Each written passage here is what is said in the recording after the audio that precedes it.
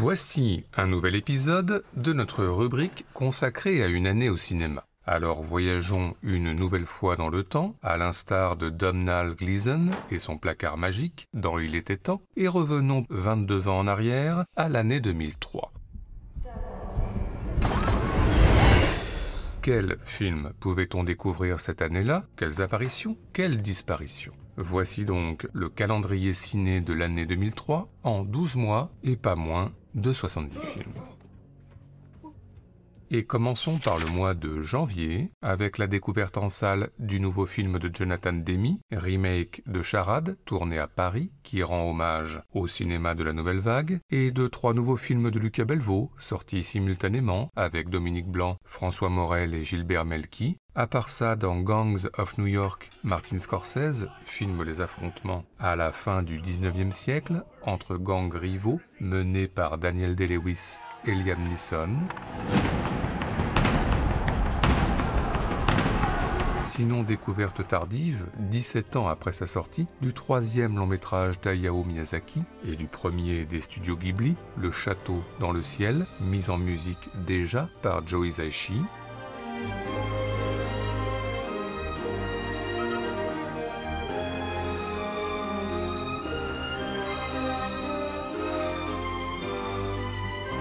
Et puis dans Japón, de Carlos Regadas, Alejandro Ferretis quitte la ville et rejoint le désert mexicain pour attendre la mort et se reconnecte un temps avec la nature sur la Passion selon saint Matthieu de Jean-Sébastien Bach.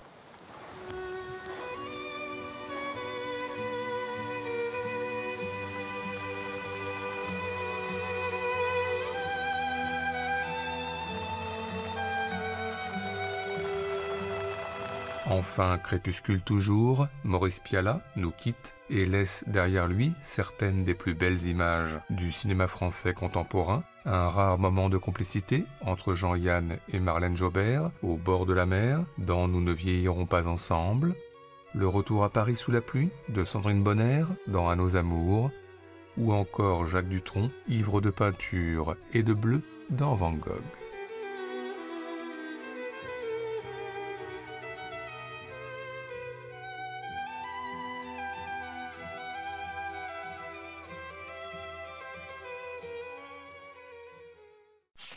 Février. En salle, Gore Verbinski refait Ring d'Hideo Nakata avec Naomi Watts et Steven Soderbergh refait Solaris d'Andrei Tarkovsky avec George Clooney, tandis qu'Eminem raconte plus ou moins sa vie chez Curtis Hanson. À part ça, dans les harmonies Werkmeister, Bellatar filme les tourments d'une petite ville en Hongrie, en noir et blanc, et en de longs plans séquences qui suivent les personnages au plus près. Sinon plus coloré, Todd Haynes, dans Loin du paradis, s'intéresse lui au rapprochement dans l'Amérique des années 50 entre Julianne Moore, femme au foyer contrarié, et Dennis Haysbert, son jardinier, au cours de promenades automnales sous l'influence du cinéma de Douglas Sirk. Oh, look! How lovely! Tandis que dans Arrête-moi si tu peux, Steven Spielberg raconte le destin de Leonardo DiCaprio, alias Frank Abagnale, escroc aux 1000 personnalités, comme celle de pilote d'avion, tandis qu'en parallèle, l'agent du FBI Tom Hanks, censé l'arrêter, lui, galère au Lavomatique.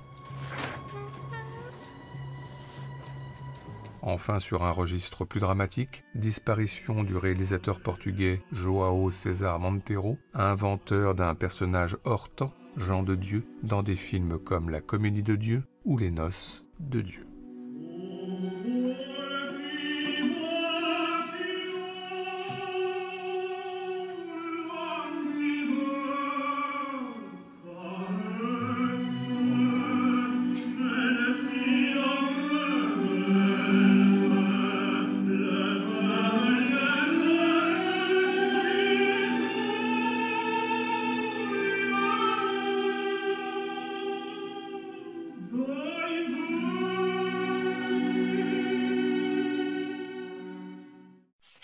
mars, à la 75e cérémonie des Oscars, triomphe Chicago de Rob Marshall, et à la 28e cérémonie des Césars, triomphe Le pianiste de Roman Polanski. Sinon en salle, Roger Avary adapte Bret Easton Ellis, et Stephen Daldry évoque l'écriture et l'influence du roman Mrs. Dalloway de Virginia Woolf. À part ça, dans Le voyage de Morvern Callar, Lynn Ramsay révèle Samantha Morton qui découvre un matin le suicide de son compagnon écrivain avec sur son ordinateur un roman inédit à achever.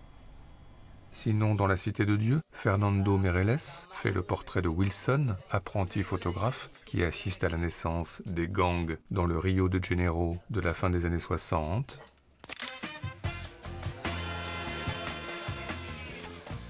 Et puis dans L'Arche russe, Alexandre Sokourov parcourt le musée de l'Ermitage de Saint-Pétersbourg en compagnie de l'écrivain Astolphe de Custine en un très long plan séquence.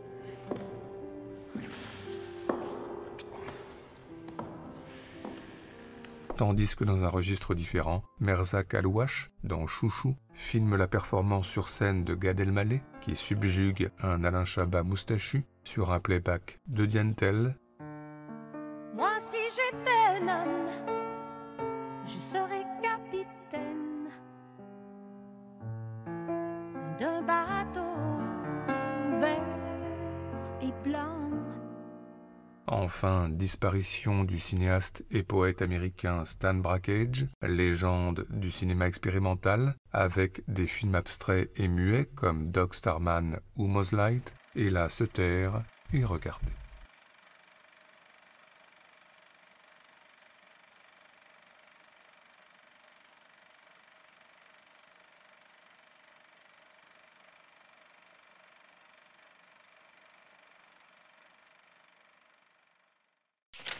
Avril, en salle, un nouveau Paul Schrader, un nouveau Jean-Paul Rapneau et le premier long métrage de Xavier Giannoli. À part ça, dans la 25e heure de Spike Lee, Edward Norton, en sursis, traîne son spleen en promenant son chien dans les rues d'une Big Apple, encore sous le choc du 11 septembre.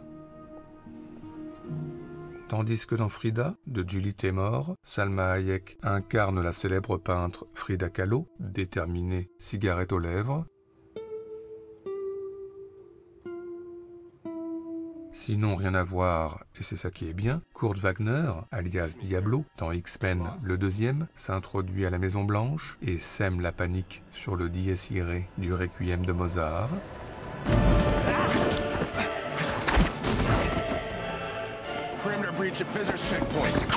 Et puis chorégraphie toujours, Sanjay Leela Bhansali dans Devdas confirme qu'il n'y a rien de plus beau qu'une danse Bollywood, son rythme, ses décors, ses costumes, ses couleurs.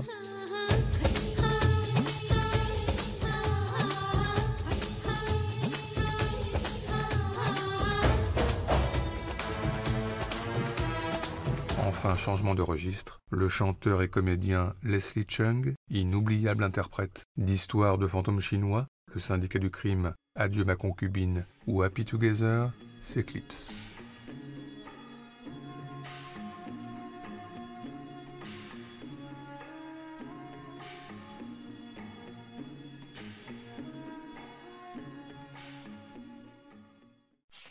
Mais Festival de Cannes, 56e édition, avec en compétition un François Ozon, un Denis Arcand, un Raoul Ruiz ou un Lars von Trier, mais aussi un Nouri Bilge Ceylan, Usac, pour une étrange colocation forcée dans un appartement à Istanbul, entre deux cousins bien différents, l'un de la ville, l'autre de la campagne, et des différences qui vont notamment se cristalliser autour d'un passage télé du Stalker d'Andrei Tarkovsky.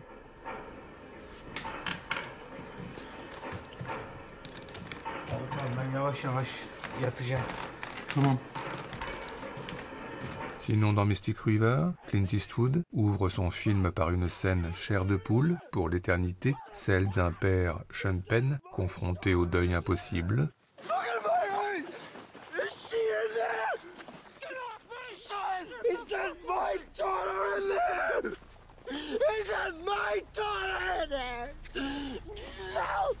Mais le jury, présidé par Patrice Chéreau, plébiscite plutôt le tout aussi éprouvant Elephant de Gus Van Sant. qui évoque la tuerie de masse au lycée de Columbine en d'oppressants mouvements de caméra comme des pièges qui enferment les futures victimes dans un cadre.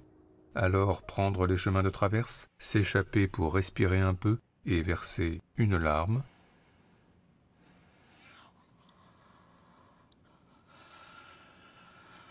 Enfin, tout le monde il est beau, tout le monde il est gentil, et 2 heures moins le quart avant Jésus-Christ, le boucher et nous ne vieillirons pas ensemble, tiens. Le comédien et réalisateur Jean-Yann nous quitte, ce qui nous plonge dans des abîmes de nostalgie, mais nous donne dans le même temps envie de revoir ces comédies foutraques et anards, un sourire aux lèvres. Jésus-Christ dit aux apôtres, suivez-moi, marchez sur l'eau sans se mouiller les uns les autres. Les voilà qui suivent aussitôt. Jésus-Christ a donc ses comiques inventé le ski nautique. Alléluia, Alléluia, Alléluia, Alléluia, Alléluia. Juin. En salle, découverte du premier film de George Clooney, réalisateur, et du deuxième film d'Alexandre Aja, avec Cécile de France. À part ça, Bruno Podalides adapte Le mystère de la chambre jaune, de Gaston Leroux, avec Denis Podalides en Rouletabille, journaliste enquêteur méticuleux, assisté de son ami le photographe Sinclair, incarné par Jean-Noël Broutet, ici caché et coincé, dans une horloge très Monsieur Cyclopède.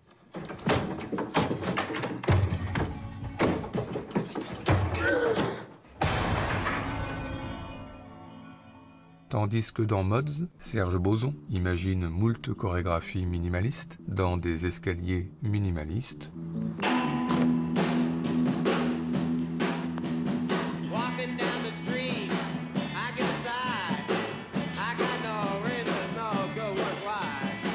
Et puis dans Un homme un vrai, des frères Larieux, Mathieu Amalric et Hélène Filière assistent médusés à l'accouplement des coques de bruyère dans les montagnes des Pyrénées au petit matin.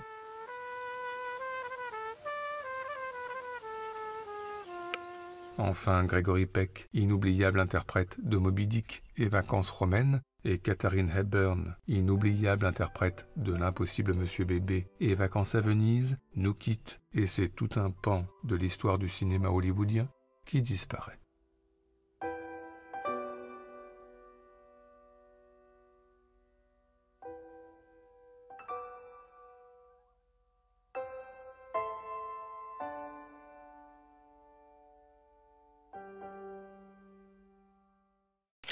Juillet, Ray Liotta et Jason Patric font équipe dans un polar de Joey Carnahan et Eric Bana se transforme en géant vert chez Ang Lee, tandis que Lucille Hadjialilovic présente son premier long-métrage et Thomas Winterberg réunit Joaquin Phoenix et Claire Danes dans un récit de science-fiction entre Copenhague et New York. À part ça, dans son premier long-métrage, Noy Albinoy, Dagur Kari fait le portrait de Noy Christmutson, personnage glaçon en dégel dans un village perdu en Islande. Et puis Glace et dégel toujours, Kurt Weimer, dans Equilibrium, décrit une société futuriste totalitaire ayant banni l'émotion, avec Christian Bell en électron bientôt libre, découvrant la beauté en écoutant l'ouverture de la 9e de Beethoven.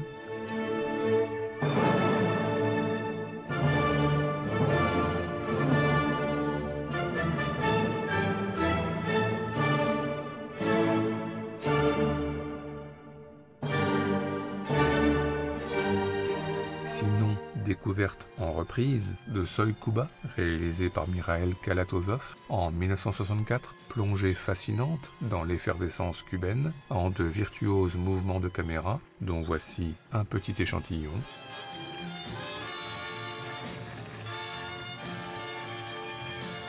Enfin Darling, loin de la foule déchaînée, Un dimanche comme les autres, Macadam Cowboy, Le jour du fléau, Marathon Man, le réalisateur britannique John Schlesinger s'éteint.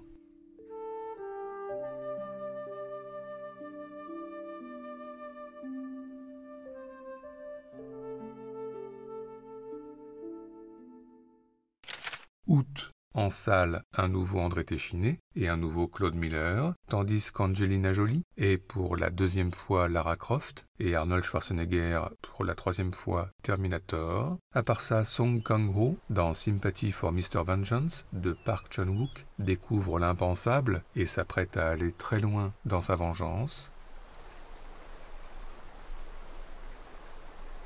Sinon, Colin Farrell, dans Phone Game, entre dans une cabine téléphonique à New York et n'est pas prêt d'en sortir. Tandis que dans le premier Pirates des Caraïbes, Johnny Depp invente le personnage de Jack Sparrow tout en ironie et second degré, et sa première apparition en atteste.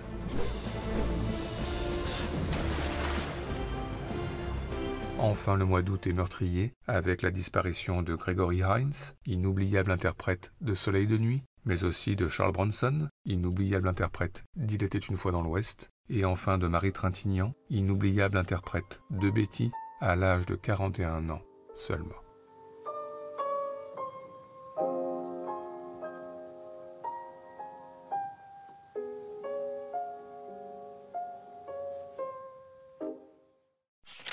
Septembre. Le mois commence avec Nicolas Cage, en escroc maniaque et obsessionnel chez Ridley Scott, et Jim Carrey, démiurge chez Tom Shadyac. À part ça, dans Goodbye Lénine, Catherine Sass, convalescente et fragile, découvre Médusée, un Berlin transformé suite à l'effondrement du mur.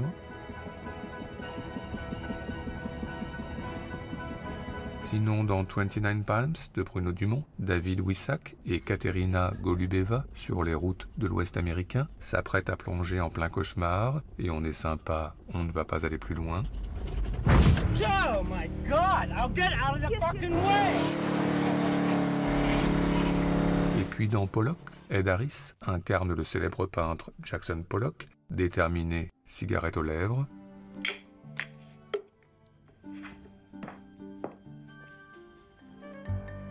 Tandis que, peinture toujours, Zhang Yimou, dans Hero, imagine une fresque épique, tout en couleurs, faite de scènes bleues ici, et de scènes vertes là, mais aussi d'un combat d'anthologie entre Maggie Cheung et Zhang Ziyi en rouge, au milieu des feuilles d'automne jaunes.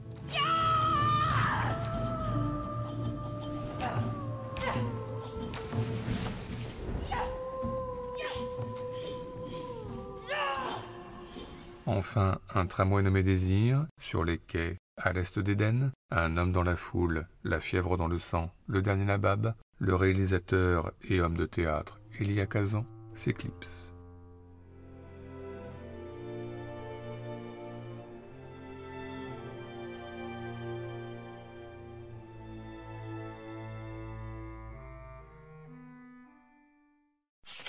Octobre. Sortie en salle d'un deuxième Desperado, toujours signé Robert Rodriguez, et d'un deuxième Bad Boys, toujours signé Michael Bay, tandis que Woody Allen présente son nouvel opus, ainsi que Michael Haneke. À part sa découverte de Lovely Rita, premier film de la cinéaste autrichienne Jessica Hausner, illuminé par une jolie scène musicale en famille, très Cria Cuervos, mais cette fois sur du Moby.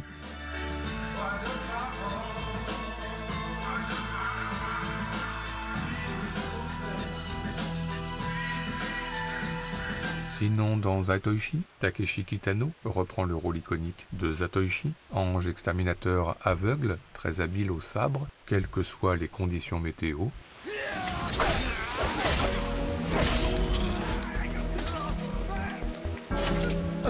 Enfin, Elem Klimov, cinéaste russe discret, mais auteur d'un chef-d'œuvre au moins, Requiem pour un massacre, disparaît.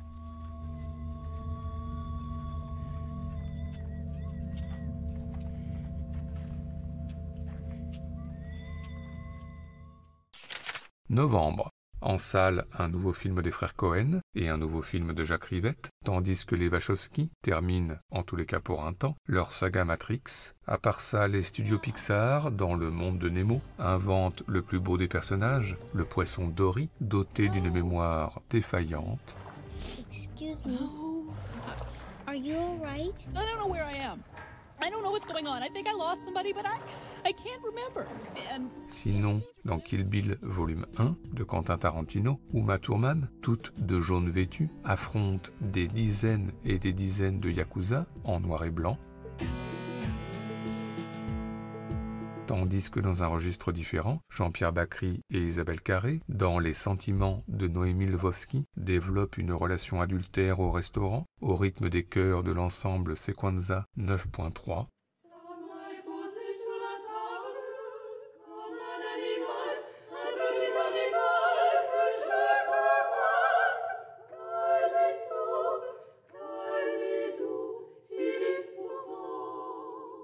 Enfin, David Hemmings, l'inoubliable interprète de Blow Up et des Frissons de l'angoisse, n'est plus.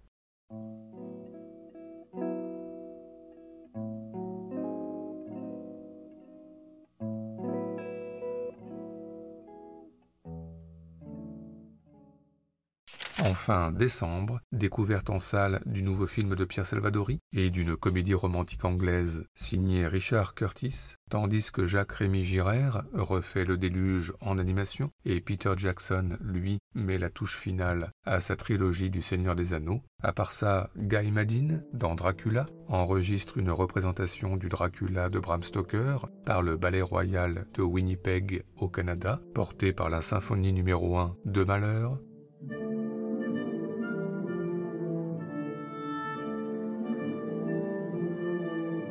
Et puis Jane Campion, dans In the Cut, ouvre son film par un souvenir traumatique au bord de la patinoire sur une reprise de Que Sera, le tout en sépia et taches de rouge comme une traînée de sang. Sinon, dans Master and Commander, Peter Weir prouve une nouvelle fois qu'il est un grand cinéaste, avec notamment cette bataille en mer face à un adversaire invisible, tapi dans le brouillard.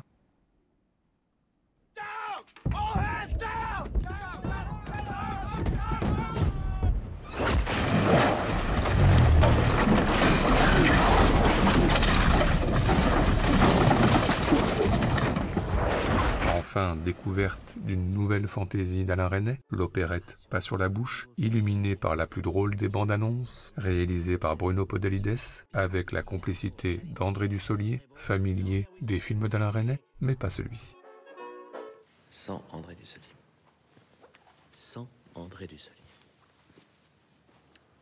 Avec un couple jeune, Audrey Tautou et Jalil Lesper. Audrey Tautou et Jalil Lesper. Des jeunes. Voilà, l'année 2003, c'était tout cela, ce qui est évidemment beaucoup, mais c'était aussi un dernier film que nous avons soigneusement gardé pour la fin, Punch Drunk Love, de Paul Thomas Anderson, sorti en début d'année, avec un Adam Sandler marginal au travail, marginal en famille et marginal en amour, qui passe son temps au téléphone, encore et encore, avant la rencontre qui va tout changer, avec Emily Watson, pour une relation ponctuée par le plus beau des passages à l'acte, tout en ombre, dans le hall d'un hôtel à Hawaï, avec sur la bande-son le He Needs Me, composé par Harry Nilsson et chanté par l'actrice Shelley Duvall pour la comédie musicale Popeye de Robert Altman. Oui, l'année 2003 au cinéma, c'était vraiment vachement bien. And all at once I knew it once, I knew he needed me.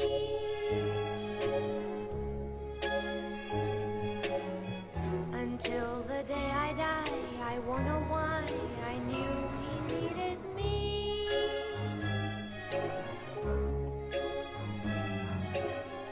It could be fantasy, oh, or maybe it's because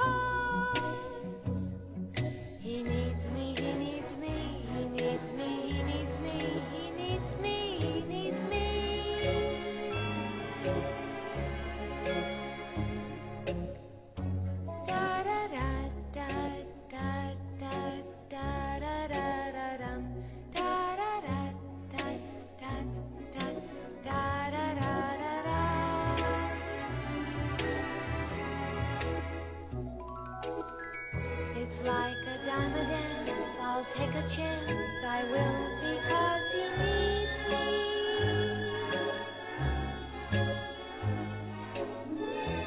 No one ever asked before because they never needed me. But he does.